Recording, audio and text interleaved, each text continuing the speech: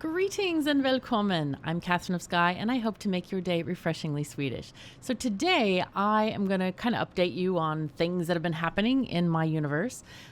So first of all, I just want to talk about my outing yesterday. I had a really good time just getting a few groceries and things, and I went to the farmer's market, and I wanted to show you a picture of our farmer's market here. Look at this. Isn't this great?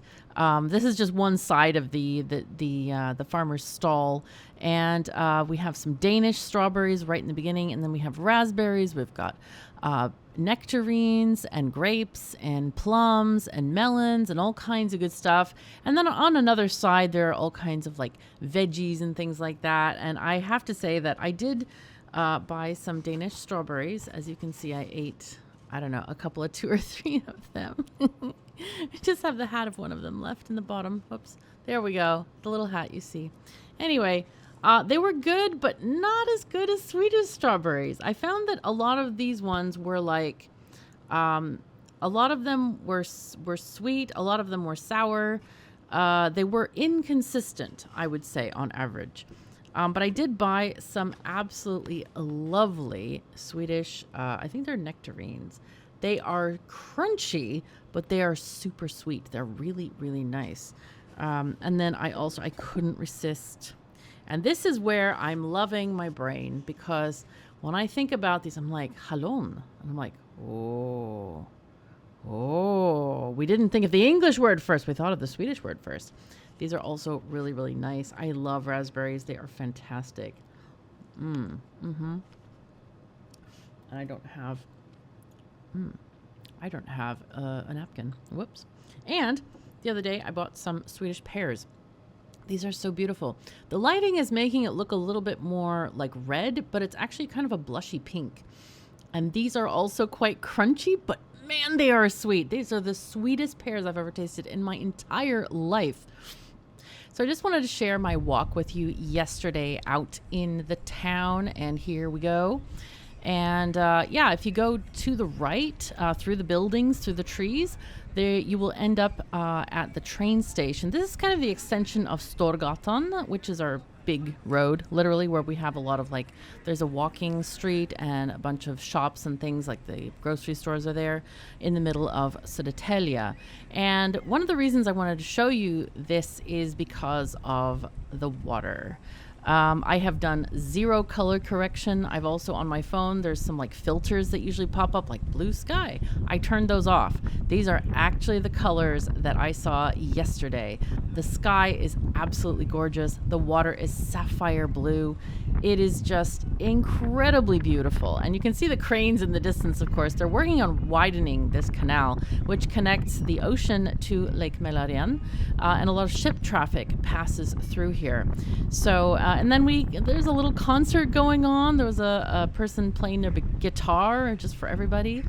And I really love coming to this spot because it's really peaceful and beautiful. And usually we see this color of the water in fjords and things, but this is not a fjord, obviously. This is a canal, but it's just incredibly blue, sapphire blue, and I think would be unbelievable to a lot of Americans who have never seen water like this. I think that most of the rivers and stuff in the U.S. tend to be polluted to some degree or other, or muddied. I know when I lived near Houston, the river I lived near, the Brazos, I think it was Brazos River, it was just brown. It was not a blue color. It was brown. Only when I went up to the mountains, like Rocky Mountain National Park, is when we had, you could see some, crystal clear waters or just blue color, and it was a lot prettier. But anyway, I just wanted to share that with you. Also wanted to share that I'm working on a ton of new cooking shows. I'm developing a lot of different recipes. I made one last night, and I told Matthias about it, and he's like, "You put what with what?" He's like, "That's brave." And I'm like, "Oh, I didn't know I was supposed to be brave. I thought I was just cooking." Because I put a sauce that one doesn't usually associate with this kind of dish in there. But it tasted amazing. So I'm hoping to share that with you. That's going to be my pepper chicken pasta dish that's coming soon. I have a few more that I want to share with you before that. And I'm also working on a kind of a desserty thing because I bought these wonderful blueberries at the market. I bought a whole case of them, literally literally a case. And they're wild blueberries picked from the forest, not just bought at a supermarket. So they have a very unique taste. They are like regular blueberries on steroids. They have a really, really strong flavor. They're tiny. They're like itty bitty tiny. And they're blue through and through. Normal cultivated blueberries are like white inside, but the wild ones are blue inside, and they have a really good taste. So I'm working on a recipe right now to make those happen for us and the cooking show. So I hope you'll join me for that, as well as the other videos. I have so many things that I've already recorded. I just need to edit them together and make them hopefully have little pictures to make them a little bit more interesting and fun. But I really thank you everyone for all of your comments.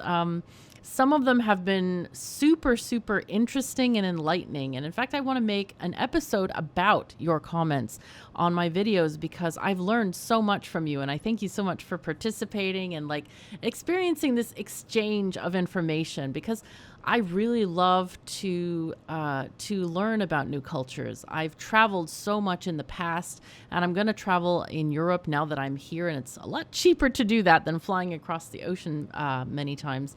But yeah, some of your insights have been really quite interesting for me to learn about. So thank you so very much for that. I really, truly appreciate that.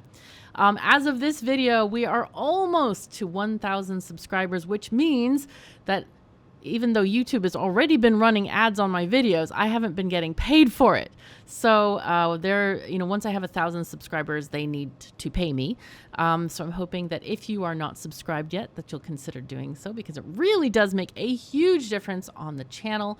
Yeah. So anyway, and likes, and also all those things that YouTubers ask you to do, they do it because it really helps the videos. It helps them basically, when you look at YouTube and you have recommended videos on the side, if a video gets enough likes and comments, then YouTube promotes a video to the side. And so that's why YouTubers ask you to do those things, to click.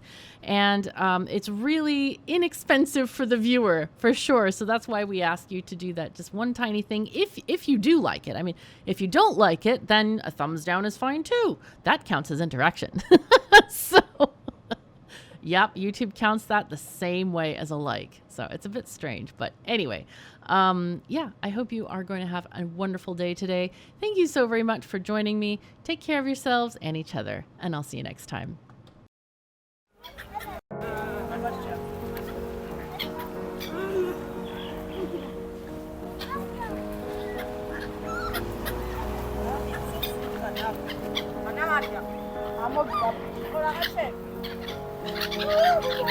Vabbè, perfetto, va, Arab profession olarak